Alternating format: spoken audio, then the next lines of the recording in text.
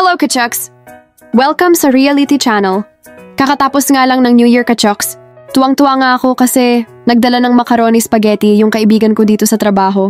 Di rin kasi talaga ako nagluto dahil alam kong magdadala siya. Para na rin makatipid, mga Kachucks. Mindset ba, mga Kachucks? Mindset? Mas sumasarap pa naman ang handa pag tapos na ang okasyon. Di ba, mga Kachucks? Nakapag-video-video pa nga ako habang kumakain kasi wala pang masyadong tao. Pero maya-maya may mga dumating na rin kaya tuloy nahiya na ako. Ito nga pala ang kantin namin, mga Kachucks. Pwede rin kaming magpahinga dito kapag break time at di pa oras ng lunch. Kapag lunch break na kasi, ang dami na ring mga Taiwanese na kumakain dito. Puhugasan ko nga yung pinagkainan ko, mga Kachucks. Kasi baka di na ako makaulit. Nagmamadali nga ako kasi baka biglang dumating yung bantay ng kantin. Pagalitan ako kasi ginamit ko yung dishwashing liquid niya. Mabuti na lang at tapos na kong maghugas wala pa siya. Babalik na nga ako sa trabaho, mga Kachucks. Kasi tapos na ang break time ko. Parang medyo tinatamad-tamad pa nga ako, siguro kasi dahil sa kabusugan. Kaya salamat, Ate Joy, sa napakasarap na macaroni spaghetti. Lalagay ko nga lang tong cellphone ko sa locker. Bawal kasi magdala ng CP sa work, kaya see you later, mga Kachucks.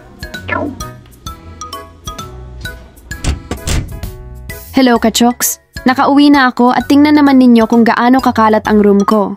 Ito ang resulta, Kachucks, ng holiday tapos nasa trabaho. Buti nagbigay ng tuna carbonara yung katabi kong room. Kaya yan ang kakainin ko mamaya pagkatapos kong maglinis. Inumpisahan ko ng paglilinis ng ref ang 2025 ko kaya mukhang puro linis ako buong taon. Normal cleaning lang muna ang gagawin ko. May plano kasi akong mag-deep clean kapag wala kaming pasok sa Chinese New Year. Malapit na rin kasi ang Chinese New Year, Kachucks, at long holidays talaga yon dito sa Taiwan. Kaya nga yung ibang mga OFW na kagaya ko, yun yung time na nagpaplano sila ng mga gala nila. Pero kung ako ang tatanungin, mas okay sa akin na may pasok. Kasi double pay yun, mga Kachucks, at mas malaki ang masasahod. Saka hindi rin naman ako gumagala para na rin makatipid. Kailangan ko na rin kasi makapag-ipon dahil patapos na ang kontrata ko dito sa Taiwan. Huhugasan ko nga muna, mga Kachucks, itong napakaraming hugasin. Tinambak ko na lang kasi ito kagabi kasi nga may pasok ako sa trabaho. Yun rin kasi ang kagandahan ng wala kang kasama sa room. Pwede mong itambak yung gusto mong itambak at pwede kang magkalat ng walang magagalit sa'yo. Bukod sa meron ka pang privacy. May dormitory kasi kami, mga Kachucks, na provided ng company. At binabayaran namin yun 4,000 NTD monthly kasama na ang food. Pero mas pinili ko pa rin ang mag-rent sa labas. Mabuti na nga rin kasi pumapayag ang company namin na tumira kami sa labas. Yung ibang company kasi dito sa Taiwan meron silang curfew kaya napakaswerte ko sa company ko kasi hindi sila mahigpit. Isa pang gusto ko naluluto ko ang mga gusto kong kainin. Kaya nga lang lalo akong lumaki. Pero masarap din naman ang food namin sa dorm. Iba nga lang talaga kapag sarili mong luto. Ma-adjust mo kasi yung gusto mong lasa. Papalitan ko na nga rin tong cover ko sa table kasi ilang months ko na tong di napapalitan. Ang daming ang laman nitong lamesa ko. Gusto ko nga sana pa-aesthetic din itong room ko. Ang kaso makalatetik ang nangyayari. Bigyan nyo nga ako ng idea, mga Kachucks, kung paano magiging aesthetic tong room ko. Pwede nyong i-comment dyan sa baba.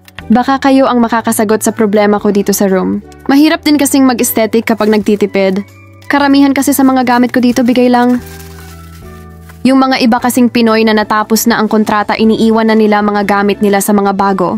Kaya yung mga gamit ko dito, di ko alam kung nakailang salin lahi na ba ang mga to. Kagaya ng table na to, bigay lang rin to pero napakatibay pa. Pwede ko pa nga rin itong maisalin lahi pag uwi ko. Marami na nga lang gasgas kaya nilalagyan ko ng cover. Bibilis-bilisan ko na nga to kasi parang pa-expire na naman ang sipag ko. Gusto ko sanang itapon yung ibang mga nakalagay dito sa table pero parang lahat naman kailangan ko pa. Kaya sige, dyan na muna. Pati ang sujo at beer, di ko na rin muna itatapon. Paabutin ko na yan gang Valentine's Day dyan. Konting punas-punas na nga lang gagawin ko dito sa side na to.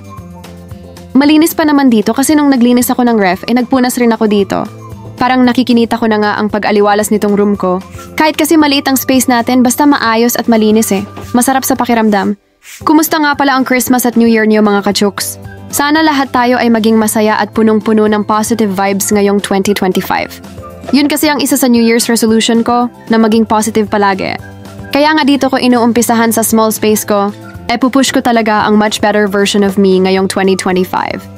Kaya kung yun din ang naiisip mong pagbabago para sa sarili mo ngayong 2025, let's go, Kachucks! Kaya natin to! Ayan, tapos na ko, Kachucks, nadala sa daldal.